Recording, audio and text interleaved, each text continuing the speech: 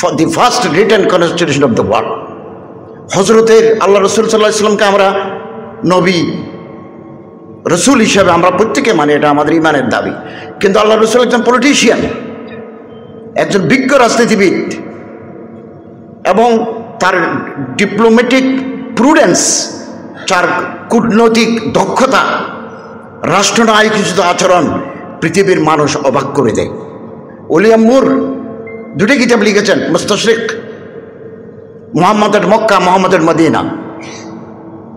Philip K Hitti, history of the Arabs, আমরা অনার্সে পড়ার সময় এগুলো পড়ছি। তিনি খ্রিস্টান, রসুলের জীবনী লিখেছেন। এবং হজরতের এই যে মদিনা সনদ, দি চার্টার অফ মদিনা, পৃথিবীর ইতিহাসে প্রথম লিখিত সংবিধান। আগে মানুষের কথাই ছিল আইন, কোনো ফরম ছিল না, এবং সবাইকে আইনের আওতায় এনেছেন।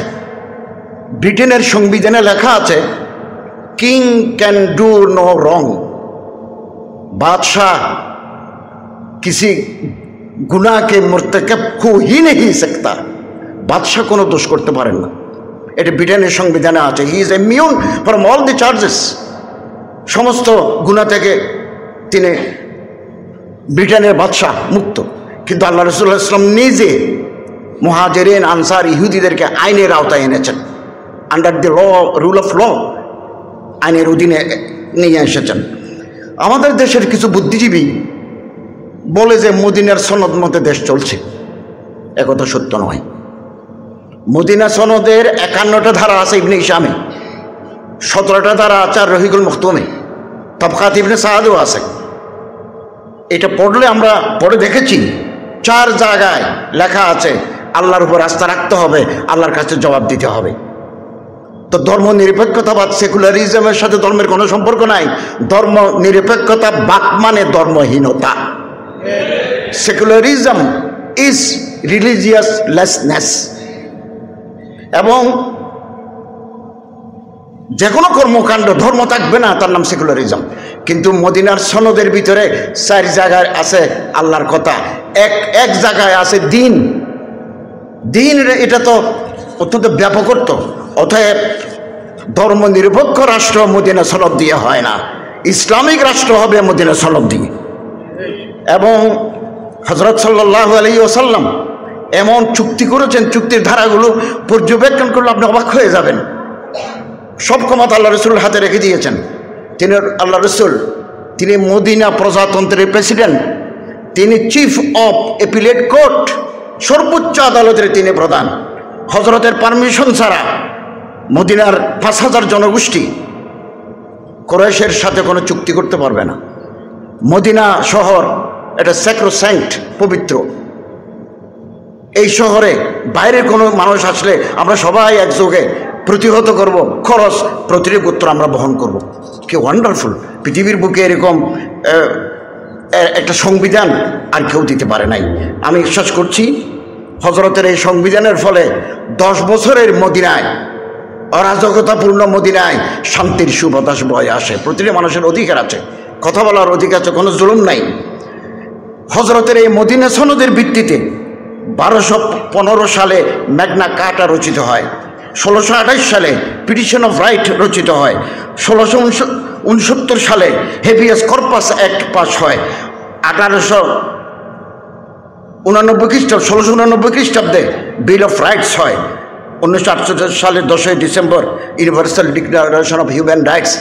আজকে যে বলে মানবাধিকার লঙ্ঘিত হচ্ছে, মানবাধিকার, এই মানব অধিকারের কনসেপ্টটা দিয়েছেন আল্লাহ রাসূল। বাংলাদেশের বরেণ্য মুফতি, ইসলামিক স্কলার, শরিয়া বিশেষজ্ঞ মুফতি মিজানুর রহমান সাঈদ সাহেব বারাকাল্লাহু ফি হায়াতিহি, কুষ্টিয়া ইসলামী বিশ্ববিদ্যালয়ের সাবেক প্রফেসর, বিদগ্ধ পণ্ডিত ডক্টর ABM হিজবুল্লাহ, এবং আরও যারা মঞ্চে আছেন, লুৎফুর রহমান ফরাইজি ভাই আছেন, আরও অনেকে আছেন, এ হজরতও আছেন। আমি প্রত্যেক আন্তরিক মোবারকবাদ জানাচ্ছি। সময় কম, আমার বিষয় দেওয়া হয়েছিল মদিনা সনদ। আমরা অনেকেই জানি না মদিনা সনদ এটা কি। আবার মদিনা সনদ হচ্ছে 422 খ্রিস্টাব্দের 23 সেপ্টেম্বর আমাদের প্রিয় নবী সাল্লাল্লাহু আলাইহি ওয়াসাল্লাম মক্কা থেকে কোবা মদিনায় পৌঁছেন। কোবা মসজিদ নির্মাণ করে তিনি মদিনায় বনু নজ্জারের সহযোগিতায় মসজিদে নববী হারাম প্রতিষ্ঠা করেন। 5 মাসের ভিতরে মদিনার জনসংখ্যা ছিল 5000 হজরতের জামানায়। অর্ধেক ইহুদি, 3টা বড় ইহুদি গ্রুপ আছে, বনু নজির, বনু কোরাইজা, বনু কাইনুকা, এদের আবার 10 গ্রুপ আছে। হজরত সবাইকে নিয়ে, ইহুদিদের নিয়ে, নসারাদের নিয়ে, মুসলমান মুহাজিরিন আনসারদের নিয়ে একটা সংবিধান রচনা করলেন। এটাকে বলা হয় মিসাকে মদিনা। ডক্টর হামিদুল্লাহ প্যারিসের, উনি কওমি আলেমও, উনি আবার পিএইচডি, উনি একটা কিতাব লিখেছেন আল ওয়াসাইক সিয়াসিয়া ফি আহদিন নবী সাল্লাল্লাহু আলাইহি ওয়াসাল্লাম। It has been translated into many versions of the world. এমন কোনো ভাষা নাই যে ভাষায় কিতাব তর্জমা হয় নাই। উর্দুতে তর্জমা হয়ে আসছে। दुनिया के सबसे पहला तहरीर दस्तूर है ये, the first written constitution of the world. हजरतेर আল্লাহ রসুল সাল্লাল্লাহু আলাইহি ওয়াসাল্লামকে আমরা নবী রসুল হিসাবে আমরা প্রত্যেকে মানি, এটা আমাদের ইমানের দাবি। কিন্তু আল্লাহ রসুল একজন পলিটিশিয়ান, একজন বিজ্ঞ রাজনীতিবিদ, এবং তার ডিপ্লোম্যাটিক প্রুডেন্স, তার কূটনৈতিক দক্ষতা, রাষ্ট্রনায়কোচিত আচরণ পৃথিবীর মানুষ অবাক করে দেয়। উলিয়াম মুর 2টি কিতাব লিখেছেন, মুস্তাশরিক, মুহাম্মাদের মক্কা, মুহাম্মাদের Medina. Philip K Hitti, history of the Arabs, আমরা অনার্সে পড়ার সময় এগুলো পড়ছি। তিনি খ্রিস্টান, রসুলের জীবনী লিখেছেন। এবং হজরতের এই যে মদিনা সনদ, দি চার্টার অফ মদিনা, পৃথিবীর ইতিহাসে প্রথম লিখিত সংবিধান। আগে মানুষের কথাই ছিল আইন, কোনো ফরম ছিল না, এবং সবাইকে আইনের আওতায় এনেছেন। ব্রিটেনের সংবিধানে লেখা আছে, king can do no wrong, बादशाह किसी गुनाह के मुर्तकब हो ही नहीं सकता, बादशाह কোনো দোষ করতে পারেন না। এটা ব্রিটেনের সংবিধানে আছে। He is immune from all the charges, সমস্ত গুনাহ থেকে তিনি ব্রিটেনের বাদশাহ মুক্ত। কিন্তু আল্লাহ রাসূল সাল্লাল্লাহু আলাইহি ওয়াসাল্লাম নিজে মুহাজিরিন আনসার ইহুদিদেরকে আইনের আওতায় এনেছেন। Under the law, rule of law, আইনের অধীনে নিয়ে এসেছেন। আমাদের দেশের কিছু বুদ্ধিজীবী বলে যে মদিনার সনদ মতে দেশ চলছে, একথা সত্য নয়।